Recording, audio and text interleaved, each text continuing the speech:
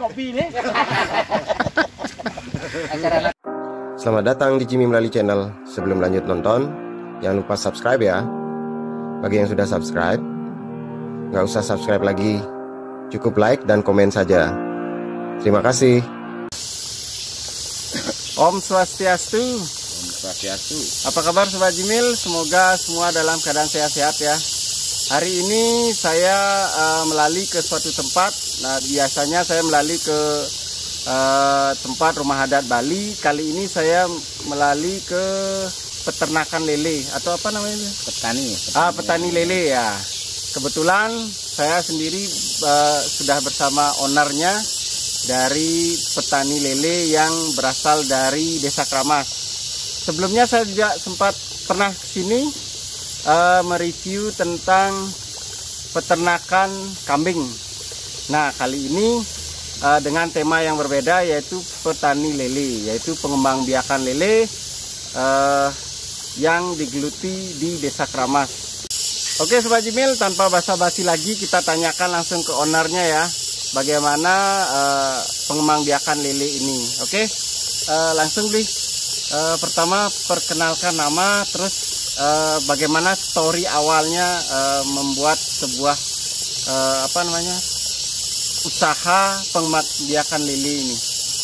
Oke, saya perkenalkan diri dulu. Nama saya Ketut Purnama dari Desa Kramas, tepatnya di Jalan Raya Gage. Ya, kalau kita bertanya masalah mulai kapan kita beternak lele ini, mungkin baru satu tahun ini. Sebelum itu kita pelihara kambing, dan kambing masih sampai sekarang. Ya, karena mungkin di peternakan kambing mungkin prosesnya lebih panjang daripada peternakan lele ini, petani lele ini, maka kita coba tambah lagi usaha kita ke lele. Itu Pak Yan. Dalam rangka pengembangbiakan lele ini, kan untuk proses pembibitannya itu dari mana? Di sini dibibit langsung atau kita beli bibitnya untuk dari awal pengembangbiakan itu? Kalau kita di sini cuman penggemukan saja, bibit tetap datang dari Jawa. Itu kita cuman di sini fokus di penggemukan. Artinya ikan size 7 sampai 8 itu kita besarkan di sini sampai nanti untuk siap konsumsi. Oh gitu. Terus berapa luas area yang dibutuhkan atau yang beli punya untuk mengembangbiakan lele di sini? Kalau kita untuk saat ini lahan yang masih produktif yang kita pakai mungkin sekitar 60 are, dan kedepannya masih ada lagi 40 are lagi, hampir 1 hektar lah. Tapi belum terisi penuh semua. Oh gitu. Nah, tadi di depan saya kan lihat kolam ini tidak full kolam. Ada beberapa space area itu yang kombinasi antara kebun dengan kolam. Nah, itu konsepnya apa itu namanya, Bu? Lalu itu biasanya orang Bali bilang tumpang sari. Karena sebenarnya dengan awal kita, karena kita peternak kambing, kita juga berharap dapat hijauan pakan ternaknya. Dan setelah kita hitung-hitung, kalau kita cuma menanam hijauan pakan ternak, biaya sewa dan ongkos produksi nggak menutupi dia. Maka kita coba kombinasikan dengan kolam lele, dan hasilnya lumayan, maka lele ini kita kembangkan dan budidayakan lebih banyak lagi. Oh gitu. Ya, bagus sekali ya. Tadi sempat saya lihat ada beberapa tanaman juga ya, yang ada di kebun itu ya, tumpang sari tersebut. Nah, itu sebagian untuk pakan ternak dan sebagian kayak seperti sayuran, ada buah naga ya. Ya, ada sayuran, buah naga, ada juga buah tin. Kebetulan di Bali kan masih jarang juga orang yang buah tin. Apa itu fungsinya? Kalau fungsinya kebetulan mungkin lagi kalau masyarakat muslim ya, muslim lebih condong mereka istilahnya bilangnya buah surga ya. Kalau di muslim itu namanya buah tin, sedangkan kalau di Buddha itu udah buah bodhi. Ya, tempat bermeditasinya Buddha sebenarnya itu. Ya. Nah, itu yang daunnya kayak daun jati itu yang namanya buah tin. Ya. Oh gitu. Berarti fungsinya artinya khasiatnya buah itu. Saya juga nggak pernah mendalami khasiatnya. Mungkin nanti teman-teman sahabat jalan-jalan nanti bisa dicari lah. Oh gitu. Oh gitu ya. Nah, Bli, dengan mengelola seluas 60 are tersebut kan perlu tenaga kerja untuk proses pengembangbiakan lele ini. Berapa Bli mengajak tenaga kerja untuk petani lele, artinya pengembangbiakan lele ini?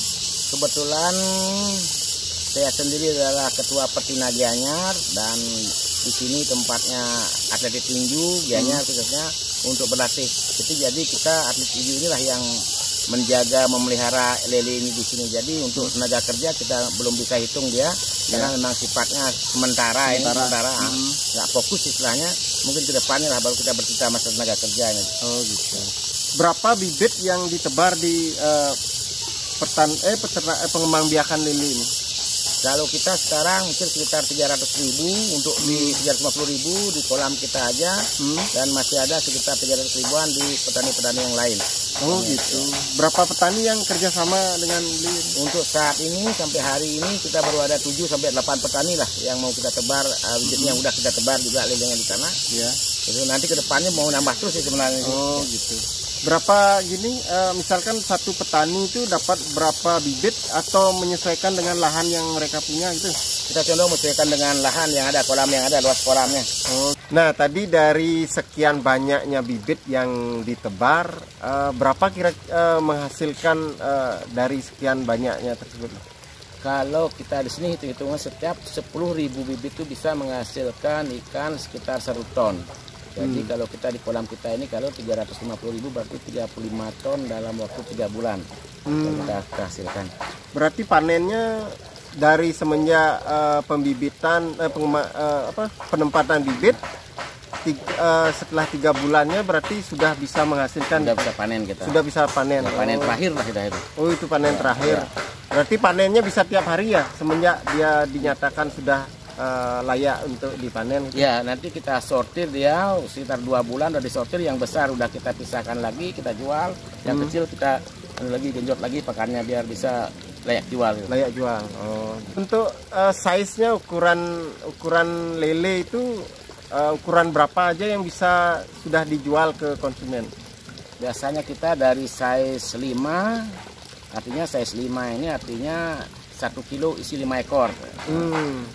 Biasa size 5 yang udah dilempar ke pasar 6, 7, 8, 9, 10 sampai 12 ya.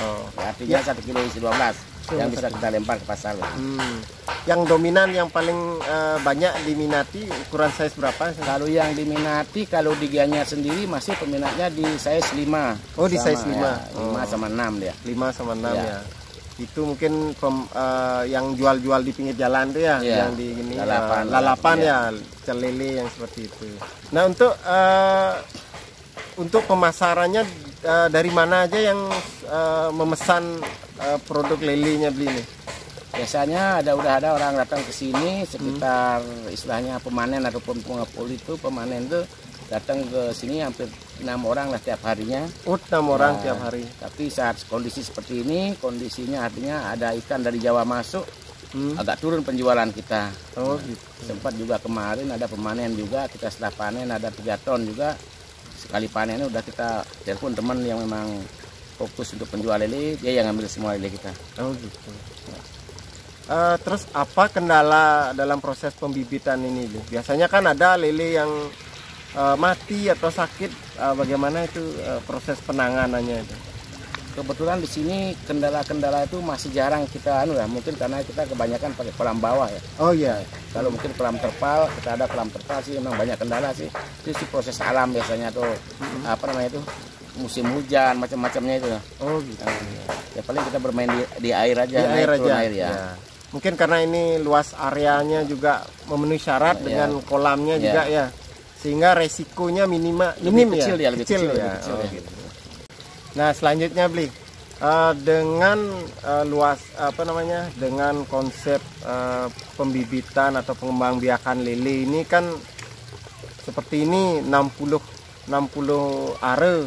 Terus itu kan dalam bayangan saya sendiri atau bayangan Sobat Jimil mungkin pasti berpikir berapa modal atau biaya yang dikeluarkan di awal dari proses petani lele ini.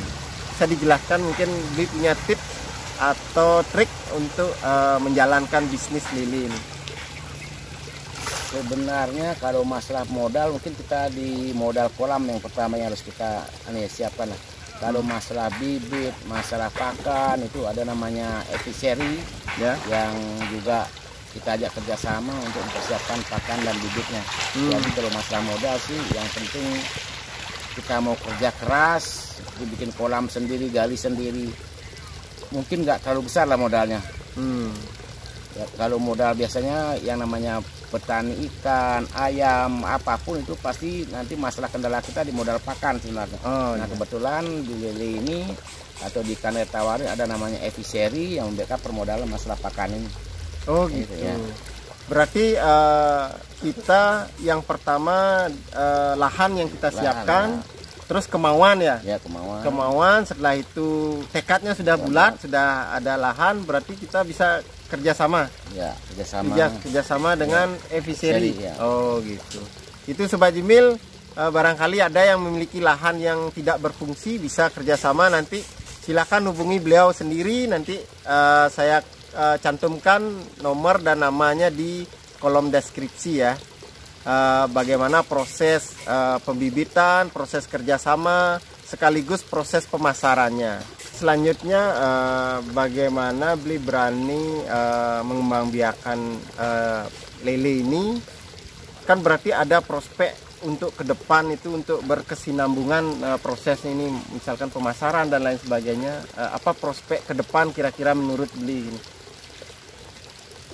Karena saya berani membudidayakan lele ini karena untuk sementara ini kebutuhan lele ini kan masyarakat menengah ke bawah yang menjadi konsumsinya kan. Kasarnya masyarakat menengah ke bawah lah. Karena di samping dia harganya lebih murah daripada ayam masalahnya pertama. Di samping itu kebutuhan lele di Bali sendiri perharinya itu kan hampir 12 ton dia. Sedangkan di Gianyar kebutuhannya dia hampir 3 ton per hari. Nah, sedangkan kebanyakan ikan lele ini masih datang dari Jawa. Nah, disinilah saya lihat ada peluang, di sini bisa kita masuk. Nah di Bali ini kan banyak dampak dari pandemi nih, banyak yang nganggur, terus yang bekerja di pariwisata nganggur. Nah dari sana mereka kan ada beberapa yang nganggur itu memiliki lahan. Nah ketika mereka memiliki lahan, terus mereka memiliki keluarga, beli. Bagaimana cara menghitung, misalkan saya ini setelah di PHK dari hotel, terus saya punya lahan tapi saya punya keluarga, bagaimana cara menghidupi keluarga dengan konsep beternak pengembangbiakan lele? Kira-kira apa namanya estimasinya untuk hitung-hitungannya, misalkan untuk lebih meyakinkan diri saya untuk mengembangbiakan lele ini. Kalau menurut saya pribadi ya, minimal kalau kita mau hidup ya anggaplah satu keluarga itu dengan 4 keluarga, 2 anak, satu istri dan paling minim kita itu pelihara 100.000. Jadi kalau kita anggap 100.000 itu bisa menghasilkan 10 ton ikan lele selama 3 bulan sekali periode, berarti kita bisa dapatkan ikan 10 ton. Menurut hitungan saya 1 ton ikan lele itu bisa menghasilkan keuntungan kotor lah ya, sebelum kalau kita pakai tenaga kerja belum dikurangi tenaga kerja lagi. Tapi kalau kita kerjakan sendiri minimal per tahun itu kita dapat 4 juta. Nah, dan kalau sekarang misalnya 10 ton kita kalikan 4 juta, berarti kita dapat sekitar 40 juta dalam waktu 3 bulan. Nah anggaplah, artinya jangan bilang 10 ton dapat 9 ton aja. Kayaknya sih untuk satu keluarga itu bisa menutupi lah biaya operasional keluarganya. Oh berarti itu bisa menjanjikan bagi mereka yang terkena PHK. Terus tadi kan dikatakan 100 ribu bibit. Berapa lahan kira-kira yang diperlukan untuk menampung bibit tersebut? Kalau prediksi saya itu 15 hari sampai 20 hari bisa kita Nah misalkan ada yang punya sekitar 2 are, 3 are, bisa berapa kira-kira? Tergantung kolamnya nanti. Kalau kita berhitungnya luas kolam. Kalau di lele ini per meter perseginya tebar ringannya dia di 130 ekor per meter persegi kan. Oh gitu. Ya, jadi hitung aja sendiri nanti kolamnya luasnya berapa, pedalamnya berapa, tinggal dikalikan aja dia. Oh gitu. Bisa 5 kali 5 jadinya 25 meter persegi dia. Jadi kalikan 130 atau 150 lah. Itu tebaran bibitnya dia. Oh gitu. Berarti ini selain untuk penunjang penghasilan pokok, bisa juga dipakai sebagai sambilan ya. Misalkan bisa. Ada yang bekerja ya sebagai supir, setengah hari bisa mengerjakan ini, bisa memanfaatkan lahannya ya. Sekali. Ya oke. Itu Sobat Jimil, barangkali ada yang bisa berminat untuk pengembang biakan lele, silahkan nanti hubungi Pak Ketut Purnama ini ya. Yang lebih gampang nanti bisa langsung hubungi di nomor beliau sendiri, nanti saya akan cantumkan di kolom deskripsi.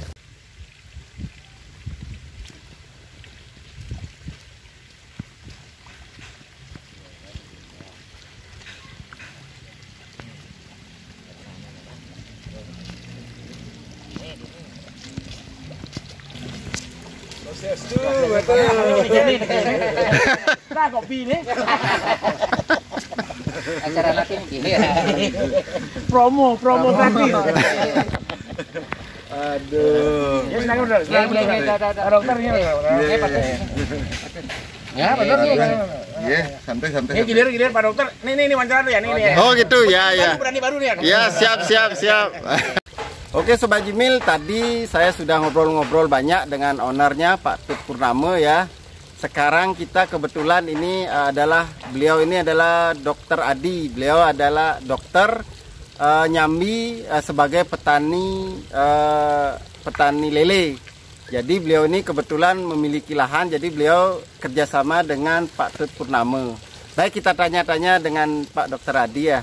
Dok, semenjak kapan mulai kerjasama dengan artinya pembibitan pengembang biakan lele ini? Wah, Nikit yang selaku petani baru, baru sekitar 3 bulan lalu lah. Oh gitu. Dari dulu memang persahabatan sama Pak Tutnya, tetapi belakangan beliaunya mengembangkan lele. Jadi kebetulan ada sedikit lahan di rumah, kita tertarik ya bergabung.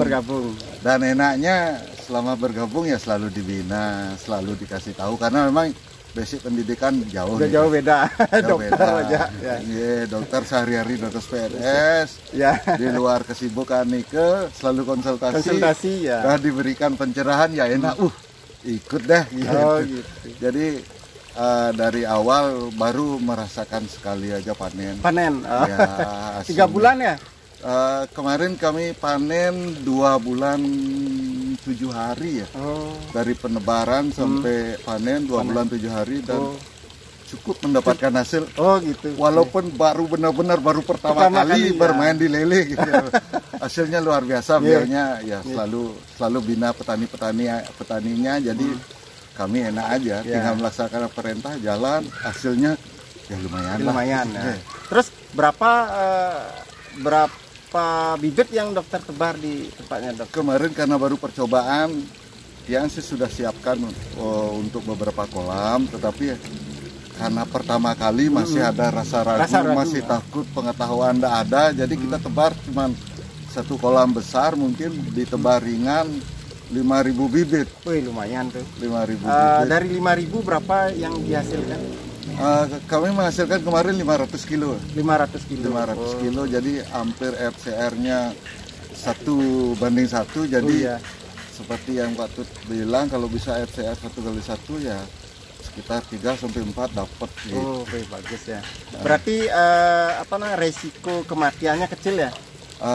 Kebetulan karena kita petani baru, mungkin lebih sering jagain di kolam. Setiap ada waktu luang kita di kolam. Oh, gitu. Jadi menikmati aja prosesnya. Tidak terlalu berat kerjaannya, tetapi prosesnya itu ya lumayan lah untuk nambah pengalaman. Pengalaman dan penghasilan. Berapa are Dokter gini membuat lahan untuk lahan yang mungkin kita yang pakai di 8 are. 8 are. 8 are itu yang buat kolam yang satu dipakai kemarin 10 kali 6 cm, 10 kali 6 meter. Ya. Sisanya yang lagi 8 kolam masih belum diisi. Kita perbaiki kualitas air dulu. Oh gitu. Biar nanti benar-benar kebar kedua benar-benar sudah bisa biarlah kebar keduanya. Ya berarti ke depan ada penambahan areal juga untuk penambahan kolam ya. Iya. Ya, bagus. Berarti untuk pemasarannya gimana, Dok? Memasarkan sendiri atau dikembalikan ke Pak Tutnya? Ini dah enaknya bekerja sama Pak Tut. Kita selaku petani dari tahap bibit, kemudian termasuk pakan, dan terakhir masalah pemasaran langsung diambil sama beliau. Iya. Jadi berarti selaku gampang, petani tenang ya. Tinggal jalankan tugas, sudah ada yang ambil. Itu kekhawatiran petani yang paling pertama kan masalah pemasaran. Tapi sampai saat ini aman diambil sama Pak Tut, jadi aman lah. Ya, siap. Oke Sobat Jimil, itu tadi testimoni dari petani yang bekerja sama dengan Pak Tut Purnama. Jadi mereka tinggal proses pengelolaan aja sama lahannya. Untuk pemasaran, pembibitan, bibit dan pemasaran sudah ditangani, termasuk pengelolaannya. Pengolahannya itu sudah dipandu terus oleh Pak Tut Purnama. Jadi kebetulan beliau baru 3 bulan berkecimpung di bidang petani lele ini. Ternyata 2 bulan 7 hari sudah menghasilkan. Nah itu mungkin jadi prospek atau inspirasi bagi Sobat Jimil untuk ikut mengadu nasib atau untuk ikut mencoba usaha ternak lele bagi yang memiliki lahan yang nganggur ya. Kenapa kita tidak manfaatkan lahan tersebut untuk menghasilkan dan untuk sesuatu yang positif ya. Sekian katanya dari Dr. Adi testimoninya.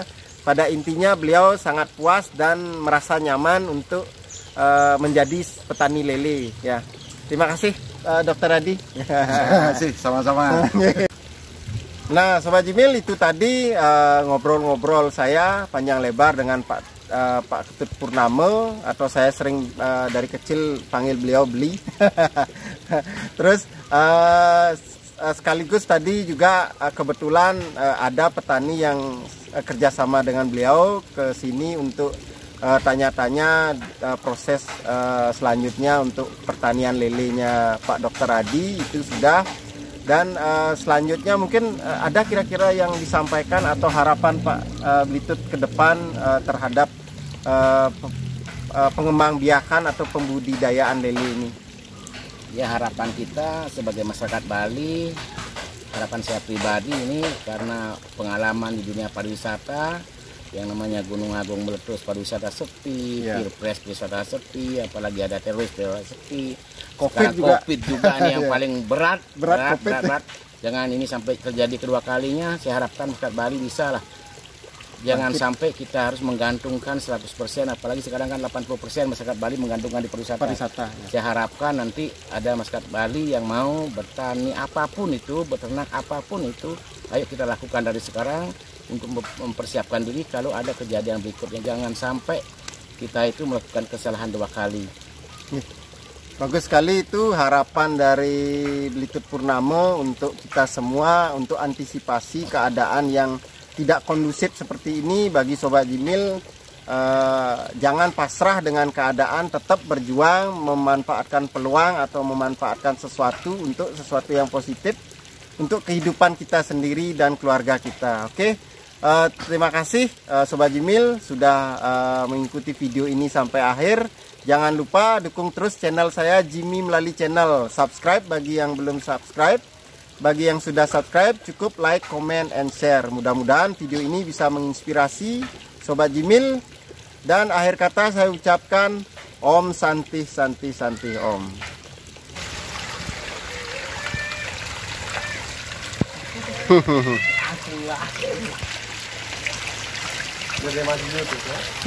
Ntar nanti ada yang komen kok lelenya yang di atas gitu.